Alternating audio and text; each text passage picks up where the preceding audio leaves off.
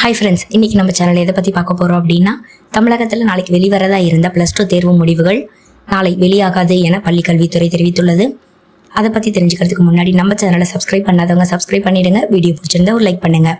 தமிழகத்தில் சுமார் 8 லட்சம் மாணவர்கள் ஆவலுடன் காத்திருந்த தேர்வு முடிவுகள் நாளைக்கு வெளிவராது என பள்ளிக்கல்வித்துறை சார்பில் தெரிவிச்சிருக்காங்க. முன்னாடி மே 8ஆம் தேதி வெளியிடப்படும் என சொல்லியிருந்தவங்க தற்பொழுது எதனால தேதி மாற்றி அமைச்சிருக்கு அப்படிங்கிற காரணத்தையும் சொல்லி அமைச்சிருக்காங்க. தமிழக சட்டசபை தேர்தல் முடிவுகள் வெளியான நிலையில புதிய அரசு அமைக்கிறதுல சிக்கல் நீடிப்பதால தேர்வு முடிவுகள் தள்ளி போவதாகவும் அவங்க தெரிவிச்சிருக்காங்க. பொதுவாக தேர்வு முடிவுகளை வெளியிடுவதற்கு அரசோட அனுமதி அவசியம். தற்போது தற்காலிக அரசு அல்லது ஆளுநரின் வழிகாட்டுதலின்படியே நிர்வாகம் நடைபெற்று வர்றதுனால புதிய அரசு பதவியேற்ற பின்னரே முடிவுகளை வெளியிடப்படும் என தகவல்கள் தெரிவிக்கின்றன.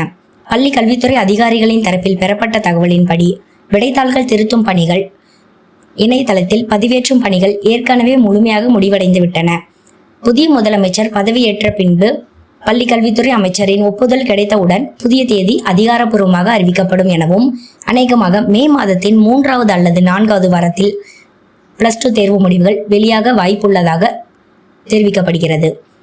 மேலும் இது போன்ற பயனுள்ள தகவல்களை தெரிஞ்சு கொள்வதற்கு நம்ம சேனலை சப்ஸ்கிரைப் பண்ணுங்க. மீண்டும் அடுத்த வீடியோவில் சந்திக்கலாம். நன்றி, வணக்கம்.